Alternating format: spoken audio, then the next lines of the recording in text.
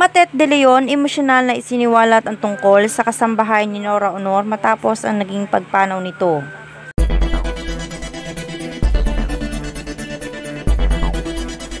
Isang malungkot na balita ang ibinahagi ni Ian de Leon sa kanyang social media account April 16, 2025.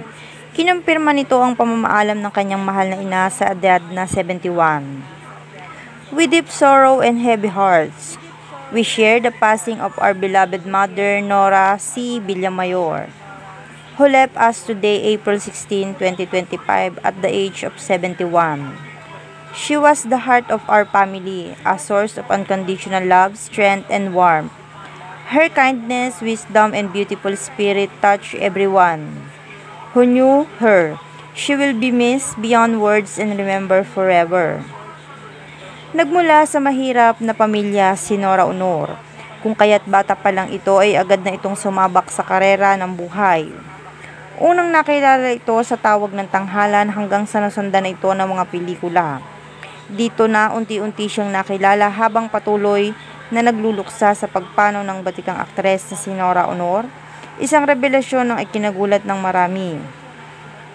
Usap-usapan ngayon ang umano'y naging kasama nito sa ospital bago ito bawian ng buhay. Isa raw ito sa matalik na kaibigan ni Nora Aunor na hanggang sa huli ay hindi ito iniwam. Hanggang sa ito ay nakaramdam din daw ng panghihina ng katawan. Labis naman ang naging pasasalamat ng pamilya ni Nora Aunor sa kaibigang ito na halos itinuring na rin kapatid ang kanilang ina. Hindi man daw ito matawaran ng salapi ay tatanawin nilang malaking utang na loob ito sa kanila nang hindi nito pag-iwan kay Nora. Sa ngayon ay wala pa muling inilalabas na statement ang pamilya ni Nora sa kung ano ang susunod nilang hakbang o gagawin sa magiging burol ng kanilang ina. Ngunit makakaasa naman daw ang lahat, lalong-lalo na ang tagahanga nito na pagbibigyan nila ang mga tao na gustong makita si Nora kahit sa huling sandali lamang nito.